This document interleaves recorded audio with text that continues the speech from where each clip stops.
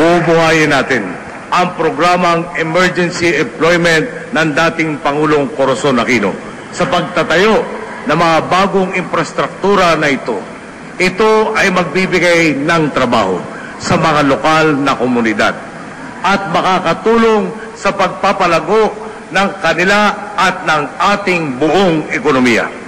Hindi kami magiging sanhi ng inyong pasakit at perwisyo. Palalakasin natin ang koleksyon at pupuksain natin ang korupsyon sa kawanihan ng Rentas Internas at Bureau of Customs. Para mapondohan natin ang ating mga hinaagad para sa lahat, tulad ng dekalidad na edukasyon, kabilang ang edukasyong bokasyonal para makapaghanap ng marangal na trabaho ang hindi makapagkolehiyo. Serbisyong pangkalusugan tulad ng PhilHealth para sa lahat sa loob ng 3 taon. Tirahan sa loob ng mga ligtas na komunidad. Palalakasin at palalaguin natin ang bilang ng ating kasundaluhan at kapulisan. Hindi para tugunan ang interes ng mga naghahari-harian, ngunit para proteksyonan ang mamamayan.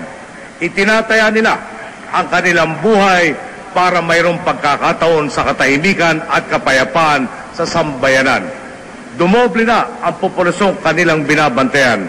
Nananatili naman sila sa bilang. Hindi tama na ang nagmamalasakit ay kinakawawa. Kung dati ay may fertilizer scam, ngayon ay may kalinga ng tunay na para sa magsasaka. Tutulungan natin sila sa irigasyon, extension services at sa pagbenta ng kanilang produkto sa pinakamataas na presyong maaari.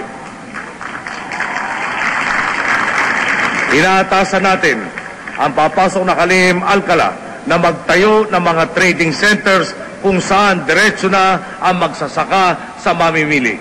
Lalaktawan na natin ang gitna, kasama na ang Cotton Cup.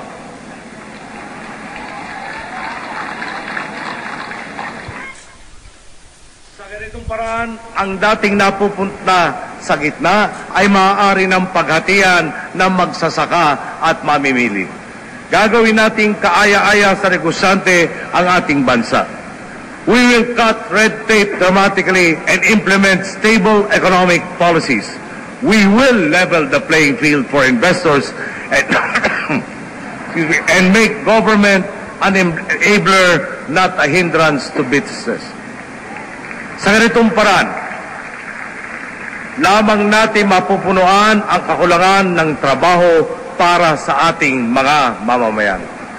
Layunin nating paramihin ang trabaho dito sa ating bansa upang hindi na kailangan ang mag-ibang bansa para makahanap lamang ng trabaho.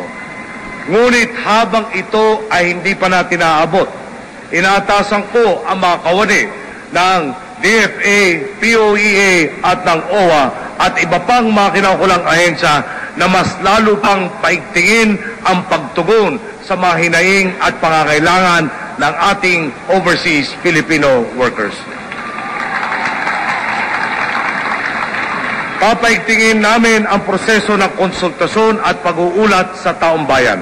Sisikapin naming isakatuparan ang nakasaad sa ating konstitusyon na kinikilala ang karapatan ng mamamayan na magkaroon ng kaalaman ukol sa mga pampublikong alitantana. Binuhay natin ang diwa ng people power noong kampanya.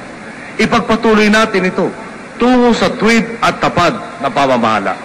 Ang naniniwala sa people power ay nakatuon sa kapwa at hindi sa sarili. Sa mga nangapi sa akin, kaya ko kayong patawarin at pinapatawag ko na kayo. Sa mga nangapi sa sambayanan, wala akong karapatan na limutin ang inyong mga kasalanan.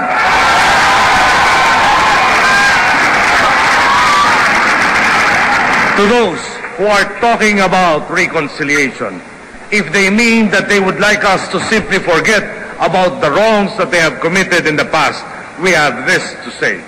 There can be no reconciliation without justice.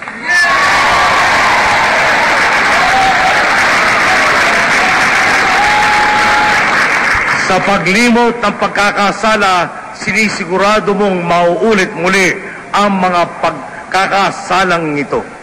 Secretary De Lima, you have your marching orders. Begin the process of providing true and complete justice for all.